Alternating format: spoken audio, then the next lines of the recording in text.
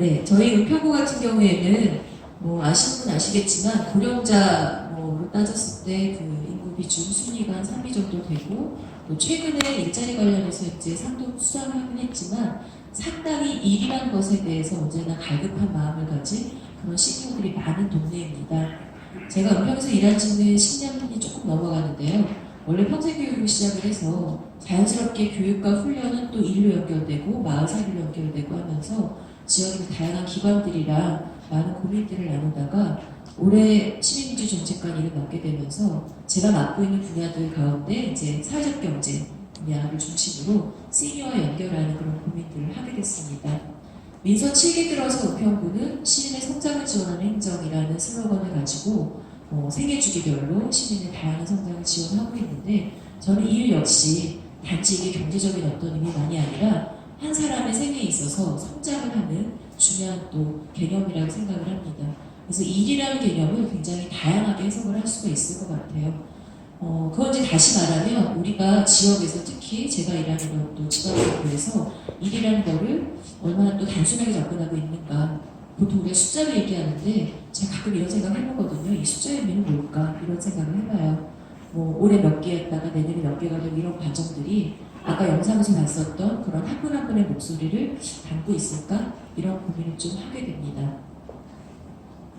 빠르게 넘어가겠습니다. 앞부분은 자료에 있는 것으로 가름하겠습니다. 은평구 비전과 현황에서 좀 은평구의 배경을 충분히 설명드리려고 했는데 시간도 짧고 또 보시면 아실 것 같아서 금방 넘어가겠습니다. 은평구 잘하고 있는 분야 일자리가 그렇게 많이 뽑히진 않아요. 일이라는 것이 뭐 저희 지역은 또 아시겠지만 베드타운이고 또 큰 기업도 없고 5인 미만 사업장이 아마 96%가 넘어가고 그래서 상당히 일을 구하기가 어려운 그런 이제 구조입니다. 그리고 그렇지만 이제 공동공생의 지역경제라는 개념을 가지고 공약사업 주요 사업 2개와 그다음에 몇 개의 또 사업들이 배치가 되어 있습니다.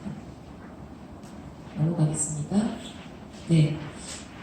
정책연구단 만들어지고 아무래도 제가 하는 일이 정책 자문, 연구 그리고 다양한 이제 영역의 전문가들을 모셔서 좀 이거를 코워킹할 수 있게 묶어주는 역할들을 하고 있어요. 그래서 정책연구단에 저가 맡고 있는 시민민주주의 분야 말고도 생활SOC, 문화, 그리고 복지생태계 이렇게 이제 저까지 포함해서 총 4분야의 정책관이 지금 채용돼서 일을 하고 있는데 제가 아우르고 있는 주제가 너무 다양합니다. 그래서 굉장히 이제 제가 굉장히 버겁고 있어요. 그냥 복지, 문화, 생활SOC 모두 저거든요. 그러니까 마을, 주민자치, 시민참여, 시민교육, 지속가능, 사회적경제, 일자리 전부 다 이제 저한테 시민민주주의란 말이 이렇게 후뚜루마뚜루 이렇게 막 쓸 수 있는 그런 말이다 보니까 근데 이제 시민민주주의에서 중요한 건 시민이 얼마나 주체성을 가지고 주인이 되어 살아가게 하는가. 그래서 저는 이 모든 다양한 주제들이 또 연결될 수 있는 맥락이 있다고 생각을 합니다. 일이라는 것도 아까 말씀드렸듯이 그런 어떤 자기 정체성과 자기 자부심을 가지고 일할 수 있는 것 자체가 시민이 되어가는 과정이라고 생각을 하고요. 그래서 저희가 이런 이제 그 연구단을 꾸리고 나서 공약사업을 준비하는 과정에서 부서들과 포럼도 열고 이런 책을 가지고 공부하기도 하고 했습니다. 부서들도 일하기 바쁘시기 때문에 많은 부분들을 전체 연구에 서포트해야 된다고 생각을 하고 어떤 관점을 가지고 사업을 택할 것이냐 그리고 이제 공약사업에 배당된 부서는 이걸 이제 진도를 빼느라 너무 급급하시거든요. 그래서 이제 그냥 막 일을 달겨들어서 하시는데 방침받고 그냥 모집을 하고 공고를 때리고 이렇게 간단 말이에요. 근데 그 전에 이거 왜 해야 되는가 이런 고민을 조금 도와줄 수 있는 게 정책연구단이라고 생각을 했습니다. 그리고 지역과 시니어의 현실을 좀 보자. 우리가 시니어를 툭 묶어가지고 50세 이상 하는데 저도 내일모레 50이거든요. 그러면 사실 이 시니어 안에도 굉장히 많은 그런 다양성이 있단 말이죠. 사람 역사도 다르고 원하는 것도 다르고 지역을 맡고 있는 현재 일도 다르기 때문에 이 다양성 어떻게 담을 것이냐를 고민하려면 한 부서가 그냥 한두 개의 사업으로 진행해서 안 된다.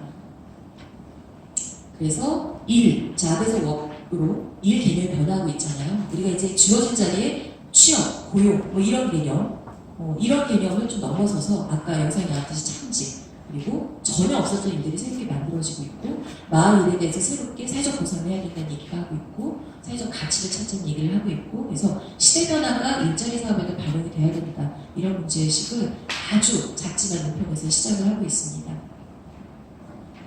일자리 주요 추진 사업은 자료에 역시 보시면 아시겠지만 쭉 있는데 시니어라는 게 그렇게 눈에 띄진 않아요. 하지만 저는 도시재생부터 마을까지 시니어가 들어가지 않는 영역은 없다고 생각을 합니다. 그건 다 다른 관점에서 보면 다 시니어의 일이거든요. 그래서 이제 그 중에 오늘은 특히 두 가지 공약사업을 중심으로 말씀드리려고 합니다. 첫 번째가 지역관리 마을 기업인데요.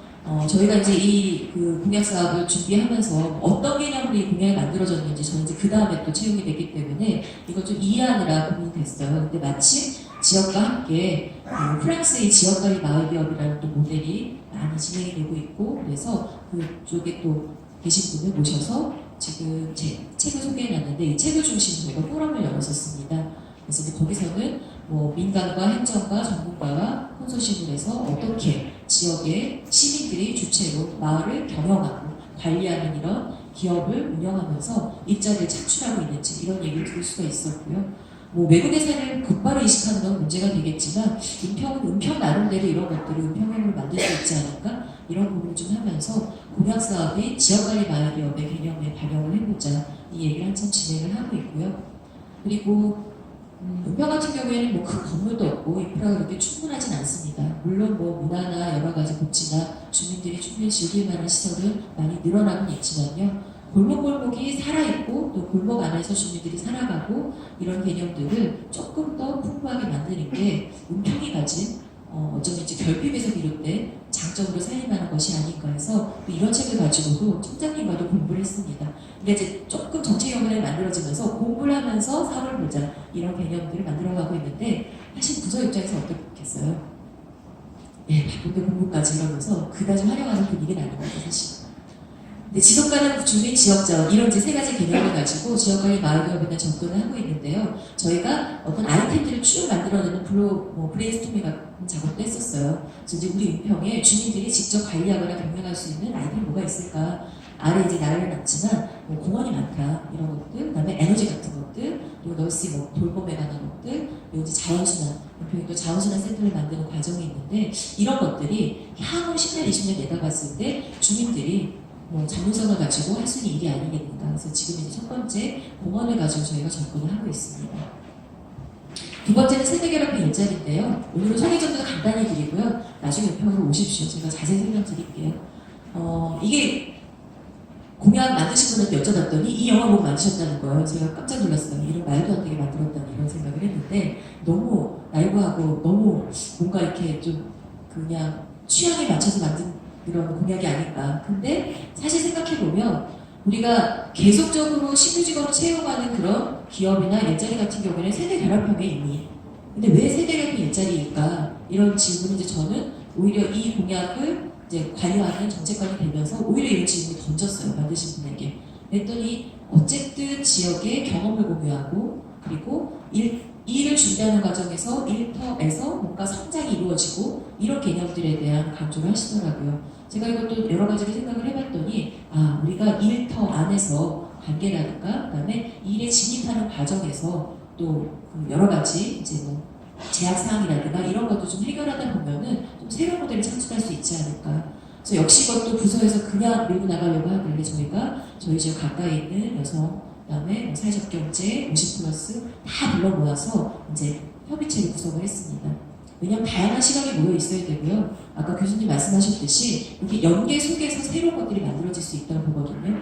역시나 다양한 관점에서 이 공약 사업을 해석을 해주시더라고요.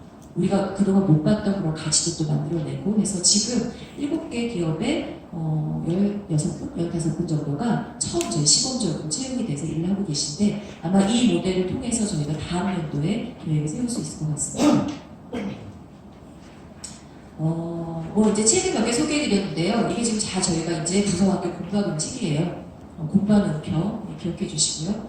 설치를 기반한 질문들 미래는 인식변을 어떻게 반영할 것인가 그리고 지역의 특성 어떻게 반영을 드러낼 것인가 서울 안에 25개 자치구 별로 다르지 않다 하지만 어쨌든 은평에 가진 특성이 있을 것이다. 여기서 나고 자라고 생활하는 그리고 이제 나이가 들어가는 사람들 저 역시 그렇습니다. 일을 하는 곳이지만 이 은평에서 어떻게 50대를 맞이할 것인가 고민이거든요. 이런 고민을 나눌 수 있는 사업이어야 된다. 그리고 지방정부는 그렇다면 어디에 초점 맞출 것인가 숫자에 초점 맞출 것인가 이런 고민을 하게 되는 거죠. 사업이 아무리 많은 정책이 될 수 없다. 사업을 계속 신규 사업을 개발하라 이런 독촉이 또 있어요. 한편으로는 하던 사업 계속 끌고 가지 말고 일몰을 해야 우리가 한정된 재원에서 또 투자를 할 수 있다. 근데 사업이 10개에서 20개 늘었다고 뭔가 형식이 달라지니까 저는 여기에 대해서 퀘스천 마크가 있어요. 진짜 정책을 하기 위해서는 이거를 엮는 어떤 큰 판을 그리는 작업들이 필요하다. 그래서 우리가 하는 일의 방식에 대해서도 좀 제고의 필요가 있겠다는 생각을 합니다. 근데 역시 이제 네트워크고요. 그다음에 양적 성과 중심의 어떤 우리의 여전한 평가 초점을 좀 봐야 될 것 같고, 그다음에 지역의 특색을 좀 반영하는 공공사업이 되어야 되겠다 이런 고민을 하고 있습니다. 네, 이상 마치.